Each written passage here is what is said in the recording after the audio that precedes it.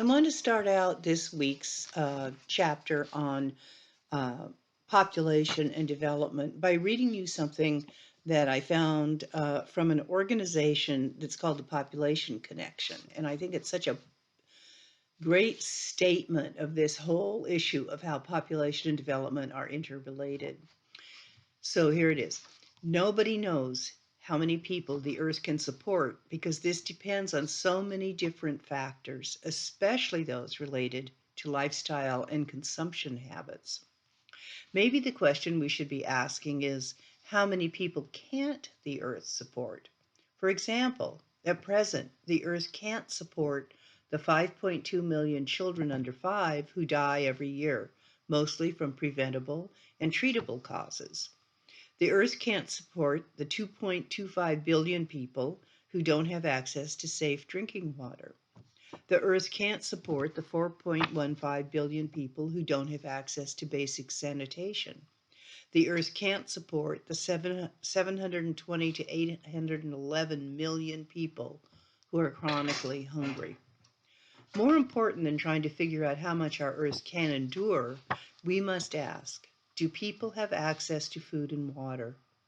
Are they healthy, safe, educated, content? In short, what is the quality of life for people around the world, including for those who are the most marginalized? Um, and that's kind of the founding statement of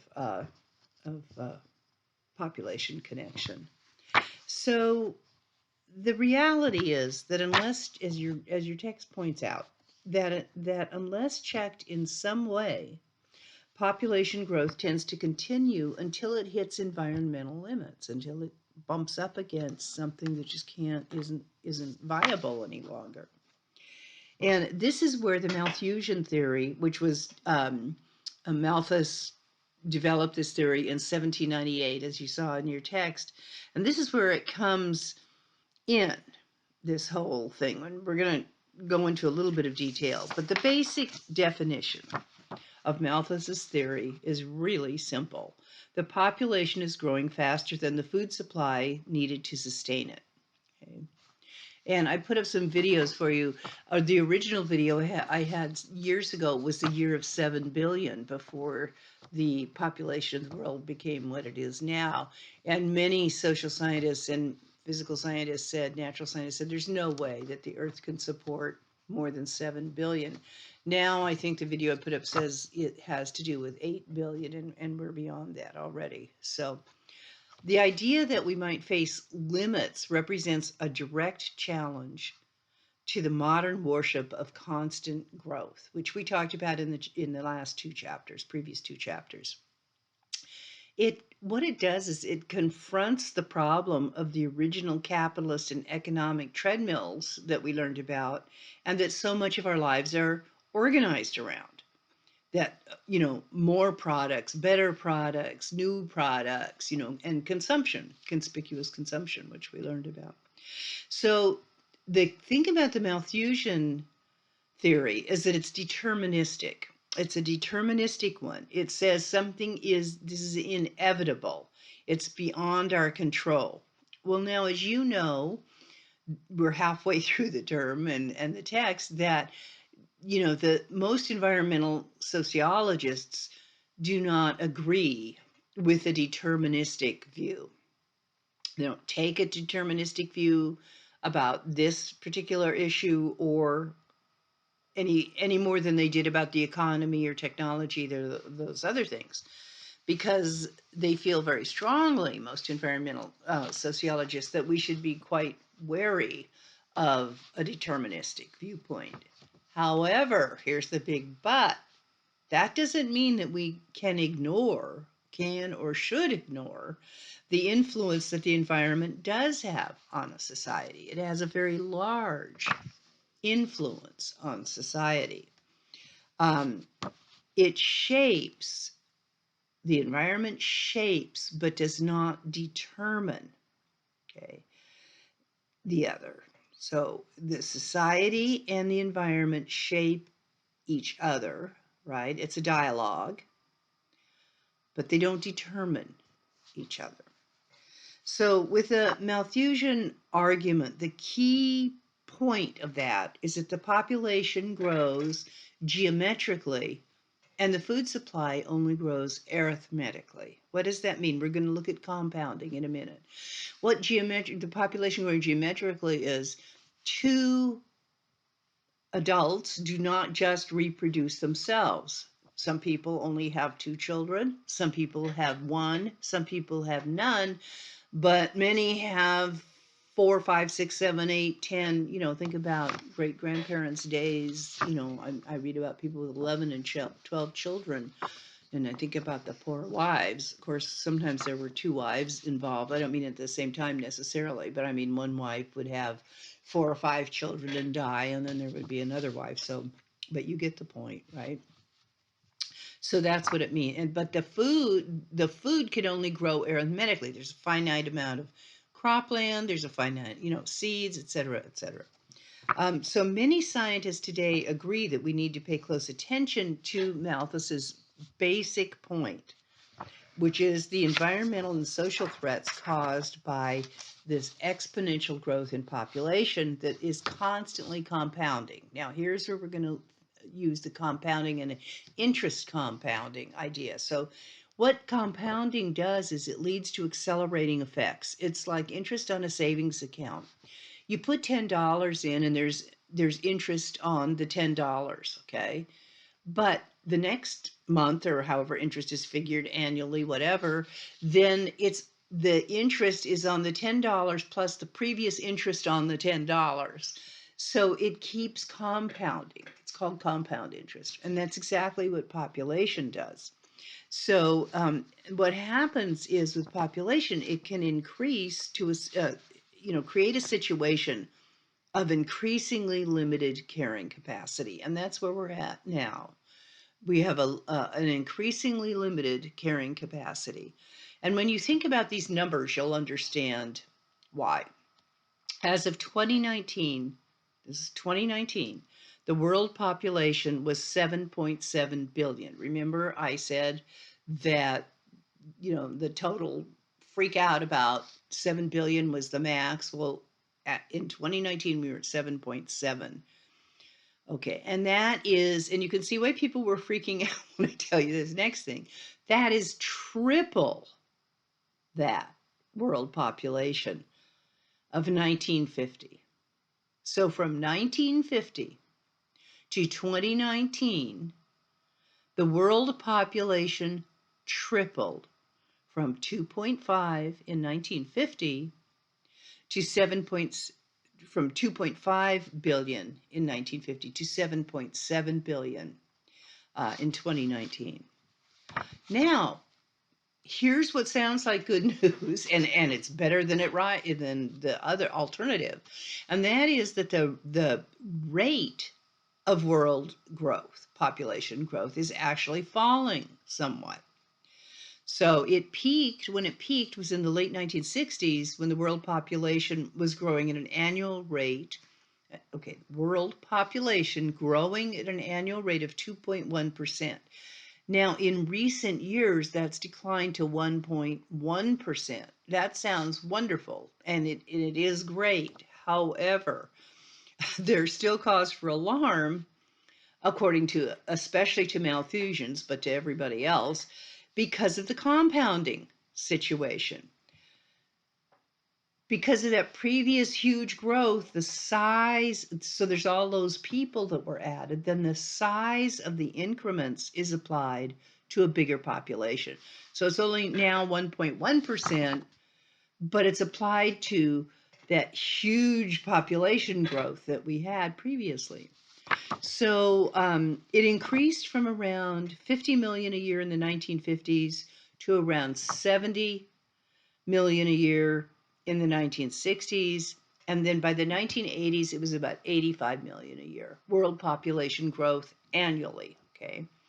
But finally, those increments are beginning to fall. In 2019, it fell to about 81 million a year. Now that was, 4 million less than it was in the 1980s, which isn't a huge amount, but it's certainly helpful and it's going in the right direction. But that still adds up to 1 billion new people every 12 or so years. I want to say billion, billion. So that adds up to 1 billion new people every 12 years. And also, and here's a major point that is such a problem and such an issue, as you see in uh, reading this chapter, that the vast majority of that growth is in the poor and poorest countries in the world. So the projection is of another 2 billion by the year 2050, which will bring us to 9.7 billion total. But this is really pretty amazing. Only 66 million out of that 2 billion additional growth by 2050, only 66 million of that will be in the highest income countries. 97% of that the 2 billion projected growth by 1950 will be in the poorest countries, in the poor and poorest countries. 90% of the growth, okay? Half of it will be in Africa, a quarter of it in Asia, and the rest is scattered around the other world's low-income countries. Meanwhile, in the wealthy and medium income countries, the population will shrink. And in 37 countries, including Japan, Italy, Greece, and most of the European bloc countries, it is already below zero. It is already below replacement level. Many of those countries, Romania's one, Italy's another, give large dividends to people, income bonuses and things to people who have children. They also have, of course, as we know, many of them, especially the Scandinavian countries, great education, and there's a lot of maternity and paternity leave, and so encouragements for people to have children. But Japan, Italy, Greece, most European bloc countries are already below zero. In Germany and Spain, the growth rate will be negative or below zero in a few years. But in 56 countries with high poverty and unemployment, so we're in the poor countries again, growth is at 2% or more annually. And 11 of those poor countries, out of the 56, are at a 3% growth rate. Now, granted, 2% and 3% don't sound like very much of a growth rate, do they? That's a small percentage out of 100%. Now, here's how that computes, however, those small 2 and 3% percentages. So, because of the power of compounding, it means that with a 2% increase of birth rate, a country's population will double in 34 years. In 100 years, it would be 7 times greater. Okay? At 3%, and remember, 11 of those 56 countries that this is going to happen to that are 2% or 3%, 11 of them at 3% out of the 56, the population would double in 23 years instead of 34. And after 100 years, here you get to see compounding. After 100 years, it would be 19-fold. Now remember, at the 2% rate, it would be 7-fold in 100 years. But 1 more percent brings it up to 19-fold. Okay? 19 times greater population. So another key point here is that it's important to differentiate between growth, the rate of growth, and the level of and the fertility rate and the average number of children born to a woman. That's what the fertility rate means, the average number of children born to a woman during her lifetime. Here's some more factoids. We'll get out of the factoids in a minute, but it's kind of important to set this up with the numbers so that you understand the enormity of the problem, and the seriousness of the problem. Between 1960 and 2019, the world fertility rate dropped in half. Now that's good news, right? from 5 to 2.5 children. That's the world. Now, we know that in the industrialized nations, the wealthy countries, it dropped below that, right? Below the replacement level in the countries we just talked about. And that's the world fertility rate of you know, average all countries in the world drop from 5 to 2.5 children. But in the poor countries, if you're just pulling out the poor countries, it dropped from 6.4 average children per woman to 4.5. In rich countries, it dropped from 3 as an average to 1.7, and there you are, less than the replacement level, because you need about 2.1 births, 2.1 to 2.2 births, fertility rate, because not all babies make it, right? So you need actually a two, fertility rate is still below 0.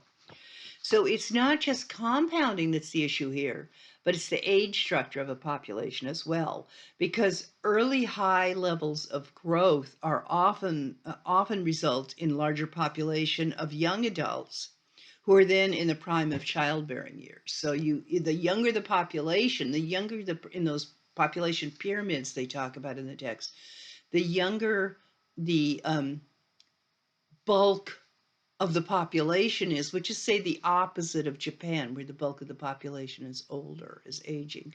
You're going to have more fertility, right?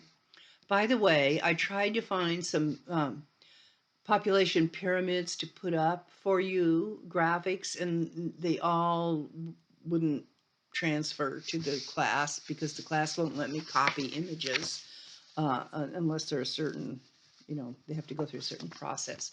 But if you Google world population pyramids, or just graphic, do images and population pyramids, you'll see what they look like. I'm sorry there weren't any in the text.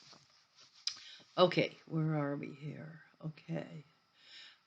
So, nevertheless, even with all of that we just said, fertility declines have finally begun to reverse the growth in the annual additions to the world population.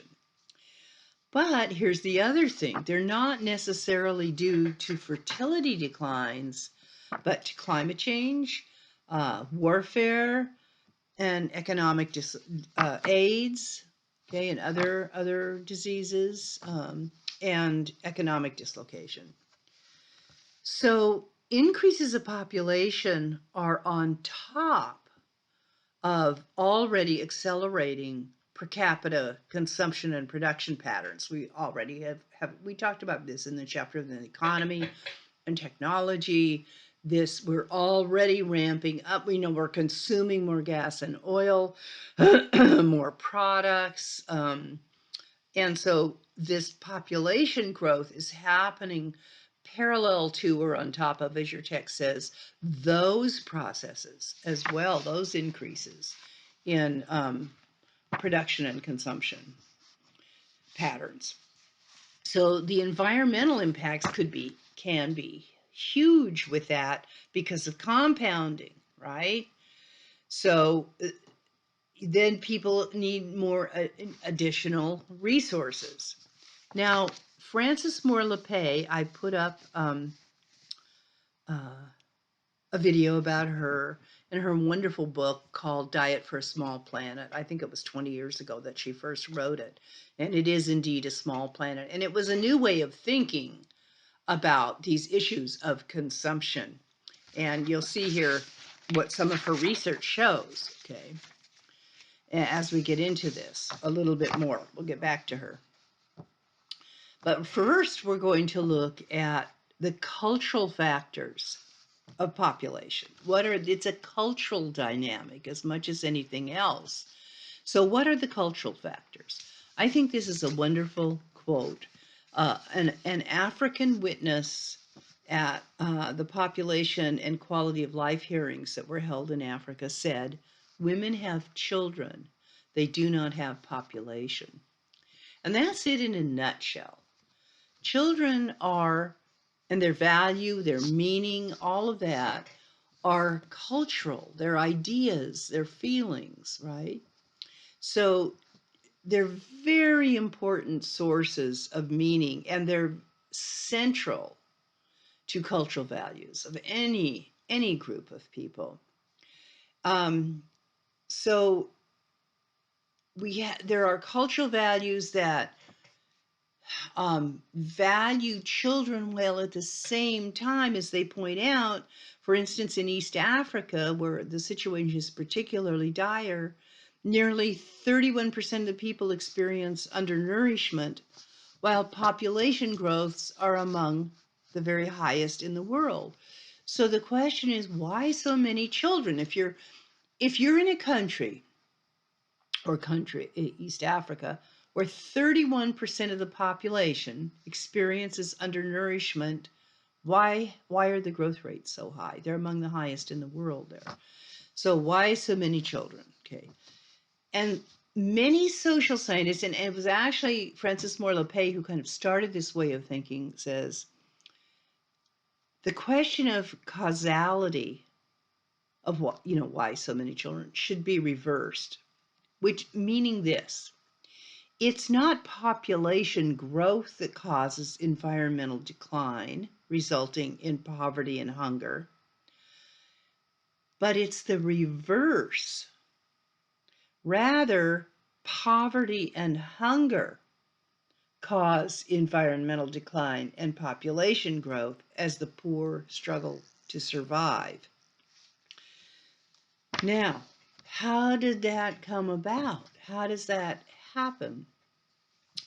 This is where we begin to explore the idea of development, look at the history of development, and the social and economic inequality that it created between and within countries.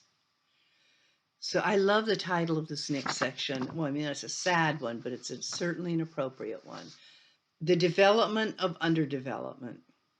So one of the things that we often forget when having this discussion about development is that it was barely a century ago that most of what we call the poor countries were the colonial possessions of most of the rich countries, right?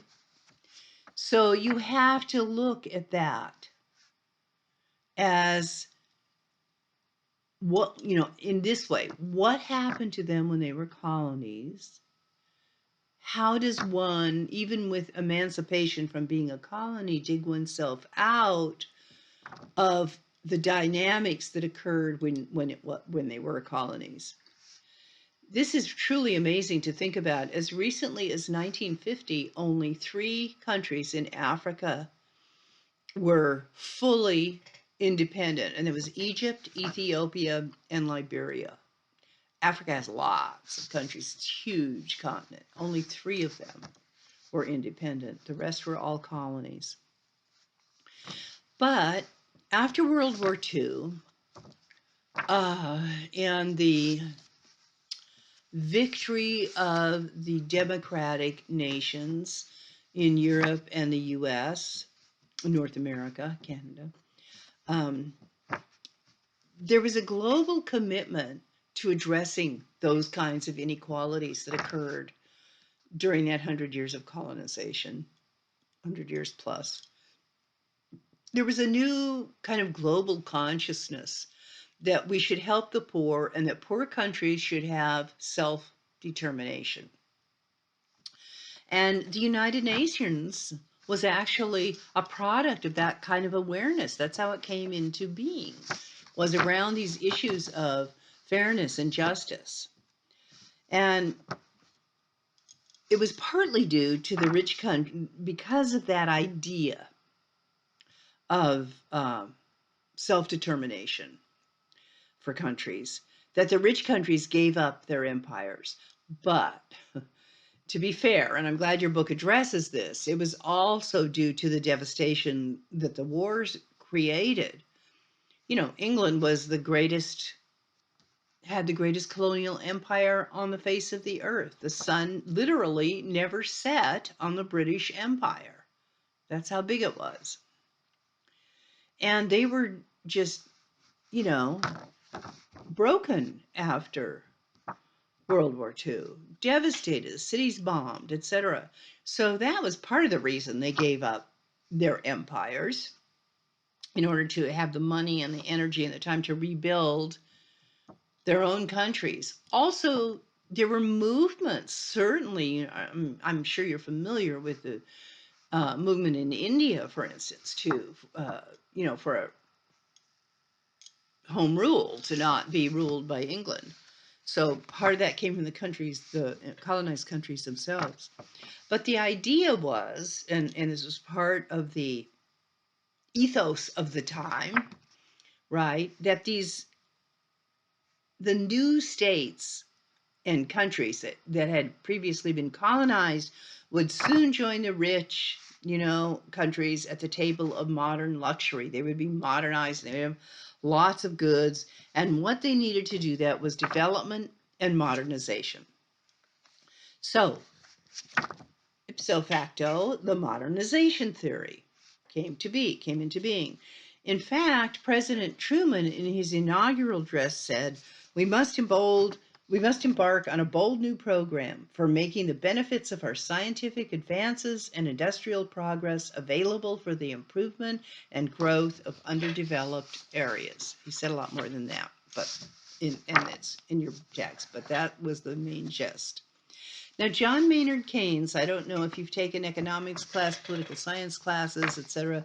That name will be familiar to you. He is probably the most influential economist of the 20th century.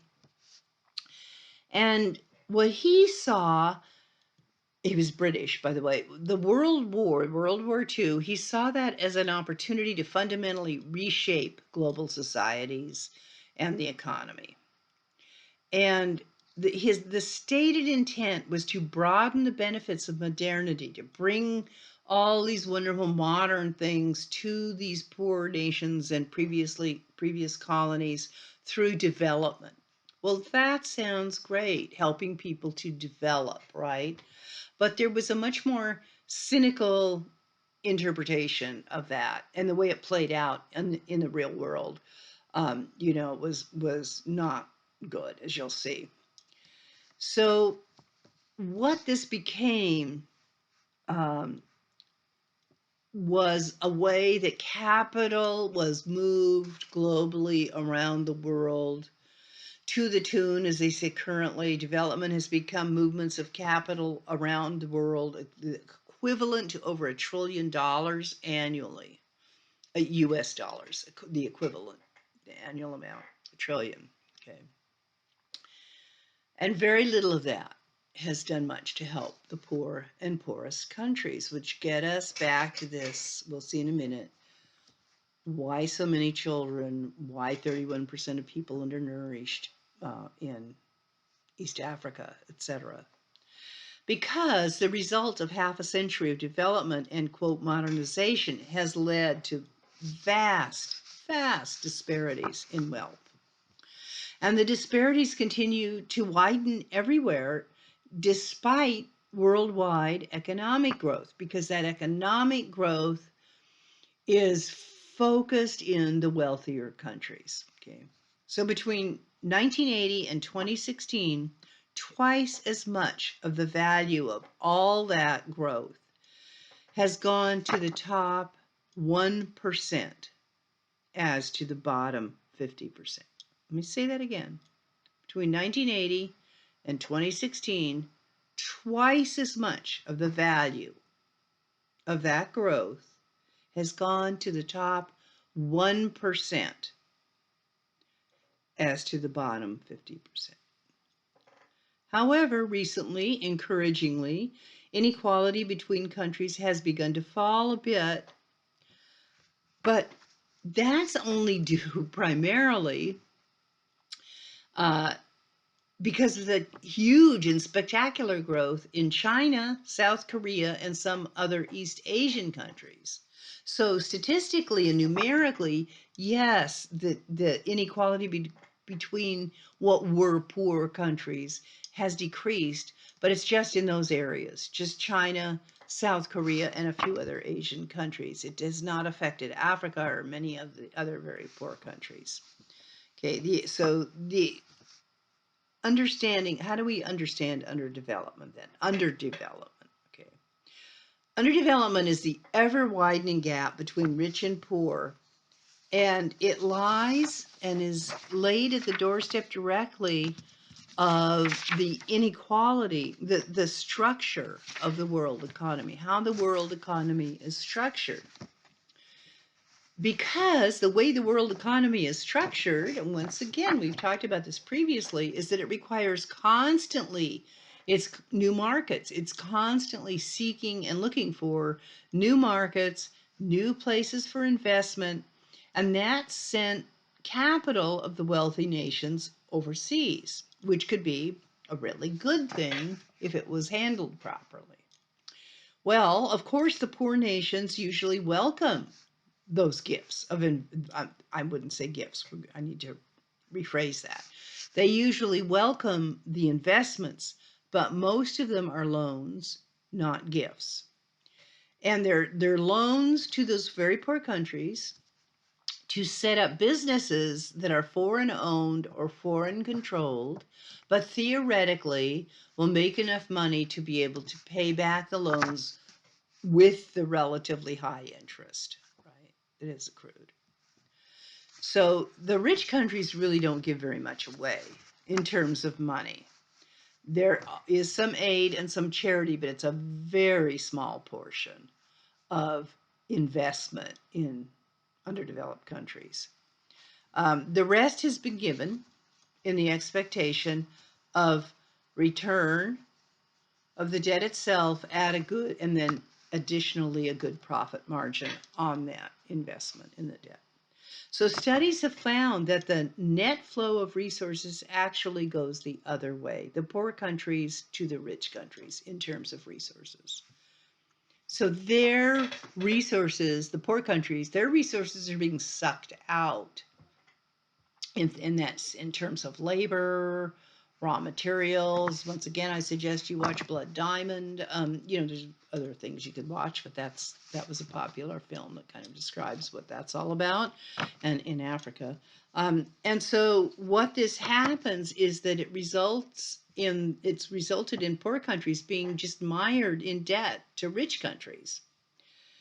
So the reality of those core peripheral, remember that discussion, the core countries, the rich industrialized nation, the peripheral countries, the ones way out on the edge, the semi-peripheral, the ones that are kind of between that, and then also, so there's that concept, and then the age-old exploitation of urban areas that exploit the rural areas for their resources, and that's happening to even a greater degree today. It's just increased dramatically, those kinds of extractions of resources and oppressions. But of course, it doesn't have to be this way. I think that is the whole point of the approach of this book. It's not determined. Nothing has to be the way it is. There is choice here. It's how we think about things in that dialogue, right? So it doesn't have to be this way, but the common pattern, of course, is and has been forever, is that wealth accumulates by dispossessing others. The only way you can get filthy rich, to use that terminology, is that something's taken away from other people, which leaves other people or countries, in this case, poor. But this is a good example. Okay, and I put gentrification down, for example. So a perfect example of that is, and it's happening in the U.S., it's happening in Portland. Poor neighborhoods, suddenly somebody goes with money, oh, those are kind of nice, really old houses, they're falling apart. The Mississippi neighborhood, Avenue area in Portland, North Portland, this has happened to, was a Black community typically. And yeah, they were great old, Victorian and PDX houses that, with paint peeling in a lot of cases and that type of thing. Well, somebody realized initially, and then a lot of people did, wow, you could buy one of those really cheap, fix it up. It'd be a great house, and fix the yard up and all of that. Well, that's what's happening there now. And so people are priced out of their own homes, their own neighborhoods. The property taxes become so high because it's been gentrified and fixed up that they can't live there anymore. So that's in a micro level what happens to countries as well. But the situation might be improving because there are debt relief programs now. And that's a really, those in the places where the debt relief things are happening and debts are forgiven, et cetera, kind of like a student loan debt forgiveness or waiving it for a while.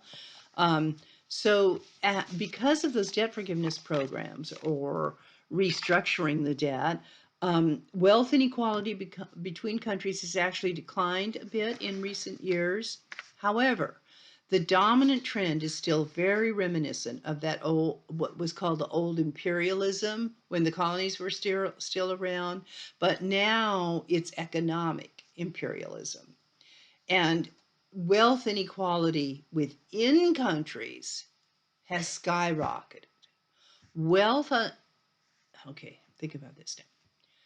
Wealth inequality between countries has dropped a little bit, but wealth inequality within countries is got. Look at the U.S. and how many poor people we have, and that's a rich country. Now think about a poor country where the total amount of wealth in that country has gotten bigger. Let's take the Philippines, okay? But it's concentrated at the top. If you just look at the total amount of wealth in the country, yeah, it looks, and total wealth of other countries, that difference is decreasing a little bit, is declining. But within countries, that wealth is concentrated at the top. So it's a greater inequality within countries now, more poor people. And that's skyrocketed. That's the term your book uses. So what's structural adjustment? And the title of this section is the structural adjustment trap. So that tells you a little bit. That was a very comprehensive program of very radical free market changes that included reducing public services, liberalizing trade, emphasizing export crops. That's the Philippines again. They export the vast majority of the food that they grow to other countries in trade, and many people in their country don't have enough to eat or are very poor. So export crops, eliminating subsidies, curbing inflation through high interest rates and reduced wages. Does that sound familiar, particularly the last two? Curbing inflation through high interest rates and reduced wages. Now, since COVID, wages are increasing a bit for people because they're demanding it now. But they were before COVID happened, and a lot of the economic changes that occurred happened, being reduced or laying people off, or a variety of other things. The idea of this free market ideology that was the structural adjustment shift for these poor countries was to help, or in reality to force, poor countries to reshape their economies. Guess what? Not to benefit them, but so they could pay off their debts to the rich countries. Okay, so they'd have more money to do that. So the result is devastating. It's been devastating for the less affluent people in nearly every country that adopted structural adjustment, um, which is a very extreme program. So basic social services such as education and healthcare were sharply cut. And the price of formerly subsidized food, like bread, became sky high. The subsidies went away. So throughout the 1980s, which was the heyday of this idea of structural adjustment, there were food riots that occurred in some countries. Africa was a major example of that. Another result of structural adjustment is that many poor countries are exporting raw materials only to have to import them back in as finished goods. So the value added to raw materials happens somewhere else, and so they pay more when they come back as finished products. Value added means, I think I talked about this in the chapter in the economy. You know, lumber is worth its least as a standing tree. Each process you do to it, cutting it down, you know, getting it through a mill, you turned into dimension lumber, costs a fortune, right? And then the house that's built out of dimension, really each step along that way is called value added, and the tree, just the plain old tree, becomes more valuable with each process done to it. So what they're saying here is that many of these poor countries exporting their raw materials have to import them back as finished products. And the debtor nations are now taking an increasingly dim view of this, free market agenda, which is a good thing. So there's some good news. There's a major rethinking of development policies right now happening. And there are sustainable development goals that the goals are by 2030, and they include things like no poverty, zero hunger, gender equality, and climate action. And some real progress has actually been made in those areas in some cases. So that's, there is a positive trend in that direction. The anti-Malthusian people who say, no, Malthus was wrong, it's not determined. So the anti-Malthusian moral is this: the poverty experienced throughout the world is not just or only a population issue, because poverty cannot be understood apart from the history of development.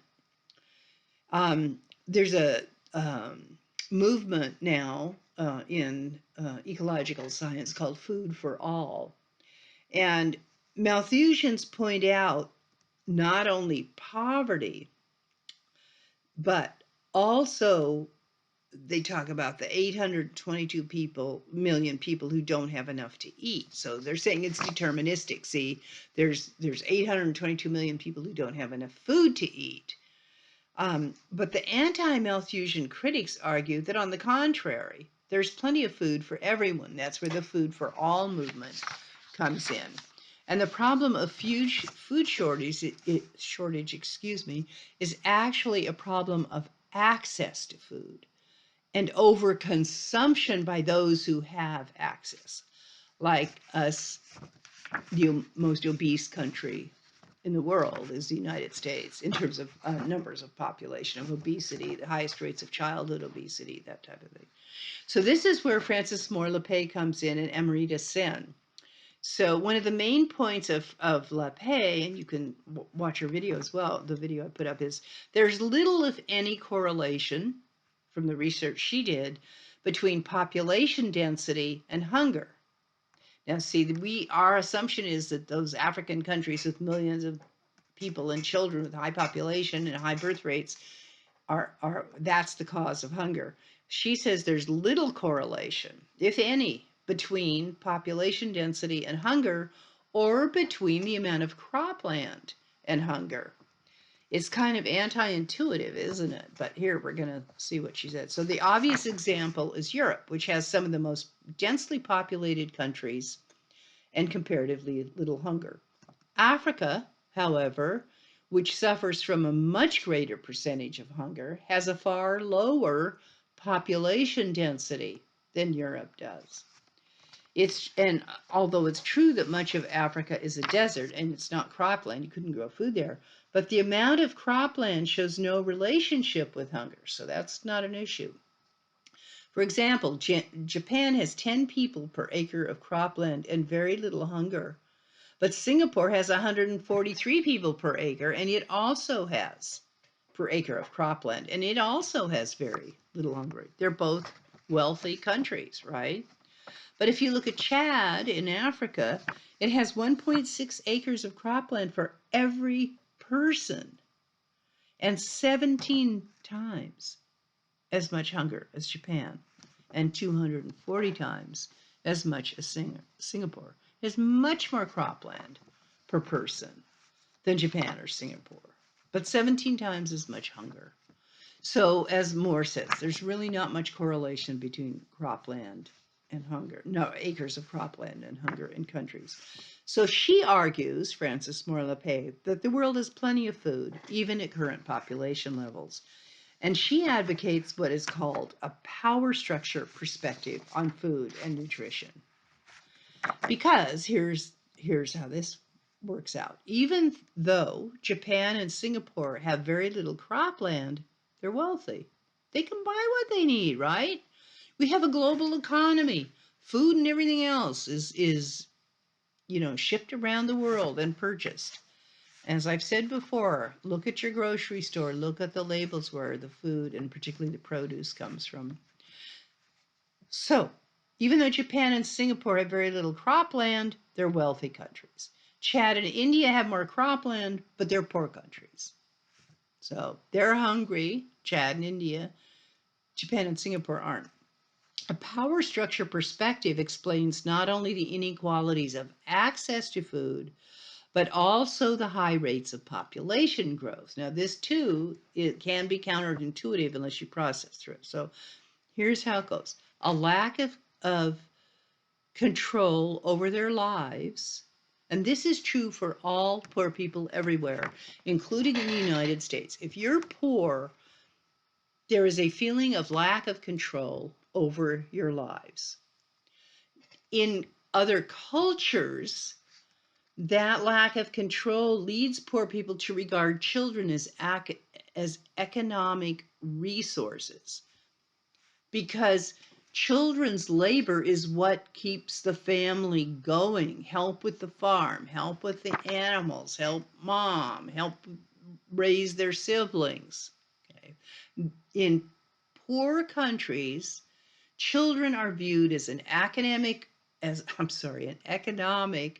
resource. Therefore, they have a very strong economic incentive to have more children. It's just the opposite. In rich countries, children are an economic liability. I mean, culturally, we love them, we want them, they have strong meaning, but it costs a fortune to raise a child, literally a fortune, in industrialized nations. So now we're going to go to Amrita Sen, The Politics of Famine. Oh, also, because of the lack of poverty, go back a moment, why there's more children.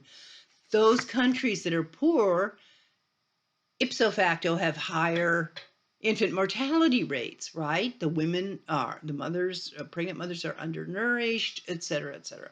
Okay, and there's no access to health care, very little, et cetera.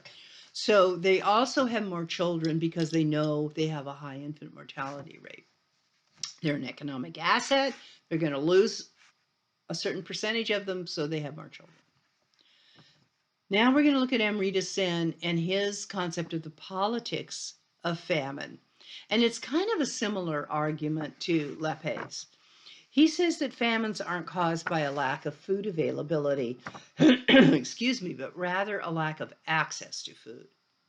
So here's his argument. All societies have social systems for entitlements, that's in quotes, to food and other goods, such as the distribution of ownership of land to grow food, or to a process, an entitlement, a process of some kind to acquire food through trade and or money. Breakdowns in entitlement systems, in those systems, for jobs, for instance. Okay, if you can't grow your own food, then you need a job, or you need to be able to produce something else that you can trade for food or buy food with. So let's just take jobs. If that breaks down and there's huge unemployment, that's an entitlement system that went away. So breakdowns in entitlement systems are what cause famines, not environmental decline. Another entitlement system would be the right to own your own land and farm it, okay? When that goes away because of changes in government and law, then that's a problem. So Sen analyzes four major famines in the 20th century: the Great Bengal Famine of 1941, the Sahel Famine of the 1970s, the Ethiopian famine of 73 and 74, and the Bangladesh Famine of 1974. He argues that in each instance, sufficient food to feed everyone was on hand. in those countries. The problem was that people couldn't get access to the food. There are similar kinds of arguments about other famines, including the Irish potato famine, which are many of your ancestors. Okay, the way you got here, if you have Irish, ancestry, the first big migration to the U.S. from Ireland was because of the potato famine. It was off famine. Um, People were starving to death. You can look it up and see how many died of starvation. It's really horrible. Okay. So while millions were starving in Ireland, the country, Ireland, and its lords and masters, who were British, continued to export large quantities of wheat to England. So people are starving in Ireland, but 800 boatloads of wheat were being exported to England because there were earlier export contracts for the wheat. Sen's argument, as you can see, probably has very important and practical and political implications, which are this. Even if the long-term problem is the distribution of food, the long-term solution is not redistribution of food, rather it's access to food. What is needed is not ensuring food availability, but guaranteeing food entitlement. That's his terminology. Okay. And I love this, is what he said. Even if you live next to a field, if you don't have a right to sow it and harvest it, you can still starve. The point being, you can live in a country that has grocery stores and tons of food. And if you don't have a way to access it, i.e. in our society, money, you can still starve. In other words, don't give the poor food except when they're starving. Give them farms and jobs and democracy. Isn't that beautifully put? Okay. Let's look at women in development now. Because it turns out, of course, that improving the status of women is both an end in itself and one of the most significant and effective means of reducing rapid population growth and improving the life chances of poor children. Now, originally, when the development that we talked about after World War II, in the whole development process in other countries, and investment that had to be paid back in them, et cetera, there wasn't any thought or consideration given to women and what their role might be in development efforts in those countries. The contributions of women to the economy in the global South and other poor countries was not understood. It wasn't even on the screen. It wasn't thought about at all. And we'll see in a minute what they do here. They're doing non-domestic work because it was just, they just putter around the house all day, right? Their non-domestic work was completely underestimated.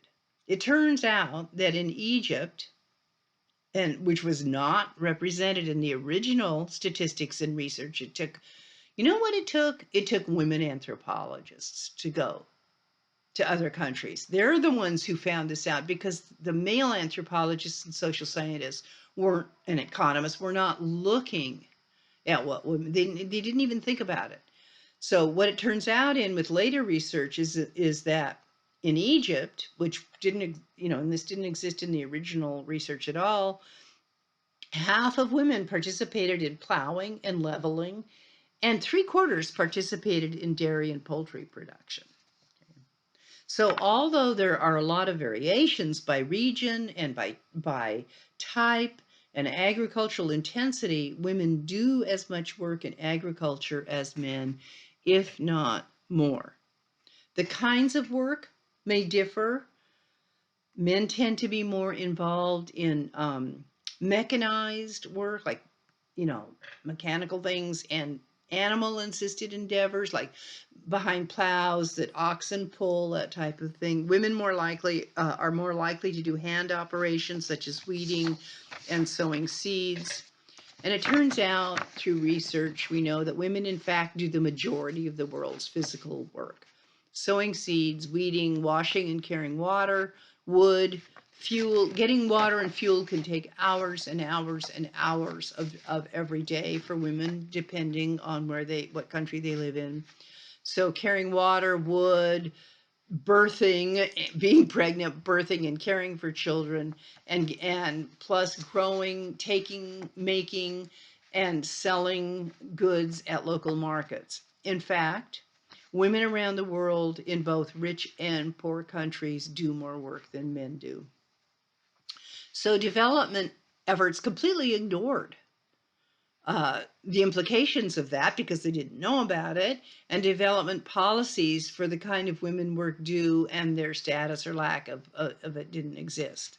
So in the global south and Africa in particular, women walk miles each day, as I just said, to collect fuel and or water. In general, when, as we talked about in development, men's work was emphasized and women's agricultural and domestic contributions were ignored. The same thing happened, I think I mentioned this previously, with foragers, hunter-gatherers. The first anthropologists were male anthropologists. They, women graduated with a degree in anthropology originally, and they just looked at what the men did, and hunting's very glamorous, so that's what they looked at. They made an assumption that that was the basis of the diet, and of course, as we know, it wasn't. It's, 70 to 90% average on a diet is women's gathering, and not men's hunting in hunting, gathering, and research societies. In hunting, gathering, or foraging societies, that's not true in all of them, as I think I mentioned. Places that don't have much hunting and gathering, like the Arctic, hunting's, meat's the big thing. Okay. Also, I want you to watch as much as you can of the Marilyn Waring film I'm putting up. It's 2 hours long, over 2 hours long. Well worth it. You don't have to watch it all at once. You don't have to watch it all just for this class. It's a YouTube film. It is incredible. The old title was Sex, Lies, and the Global Economy. The new title of the one you'll see is, I'm going to put it up today, is, what was I going to say? Oh, Who's Counting? It's about who's counting women's work. Okay. It's pretty mind-blowing film. So the status of women in households and communities, as well as in politics and the economy, was not considered a development issue until quite recently. That changed. Later, it's become an important element in development. Now listen to this. One of the main reasons is the increase that it's now important to consider women in the development is the increasing understanding and recognition of the importance of women in population issues. I put a big duh and a star after that. I mean, oh, you don't consider women in population issues previously? No, they weren't. Studies find that the status of women, measured by their education and participation in the paid economy, is the most consistent factor in fertility reduction. I'm going to say this again, okay? Education and participation in the paid economy by women is the most consistent factor in fertility reduction. That is true in every country, including in the US and the industrialized nations. Women frequently want to reduce fertility rates, often in contrast to male partners. And when men see women as economic assets or equals, they see them more as social equals as well. And then women get more say in family planning and other family decisions. So education provides a greater understanding of possibilities and gives women empowerment. And as women have greater economic standing through paid work, it also means that childbirth and child care become more of an economic burden or liability than an asset, right? You got to pay somebody to watch your child while you're working, etc. So, but here's another issue. Some feminist critics really believe that the emphasis should not be on just educating women and getting them jobs, on work, on payment, but on ending the patriarchal system, which is a system of social organization in which women are consistently hold lower status and less social power than men. And it's a system that's still a major organizing factor in virtually all human societies. Part of the problem with focusing just on women's work is that, guess what kind of work it is? In developing nations particularly, they're sweatshops, basically. They're unhealthy, unsafe. Women are paid very little money. There's no health and safety regulations. There's no unions, etc. So what happens is it creates what's called a feminization of labor, of low-paying labor. But certainly a key point here is that if nothing else, reproduction should be seen as a health issue for people who bear children, and that is for sure. So family planning and birth control, of course, can be very controversial, and it's been applied in very negative ways in many places in the world. They talk about India's program, which emphasized sterilization, and they had all these other wonderful things like health and education, all that, but guess what got the emphasis was sterilization. China's one-child policy, there's a video up I put up about that. And then in the US, the forced sterilization of African Americans, Native Americans, Puerto Ricans, have led people to be rightly suspicious of some, movements to reduce fertility and population. So placing all the emphasis on birth control as a solution to population growth doesn't address the social inequalities that are its primary cause, population growth. The primary cause are social inequalities. Most people would agree that reproduction is a human right, but so too is the right not to reproduce. So the important thing to wrap this up is that Malthus went too far. It's clearly incorrect to adopt a position of environmental determinism, the view that environment controls our lives. But Malthus wasn't entirely wrong either, as we said earlier. Access to food depends not only on systems of entitlement, as we've talked about just now, but it also is dependent on the environmental availability of food, of course. And rapid population growth can indeed cause poverty, just as it is itself a cause of poverty.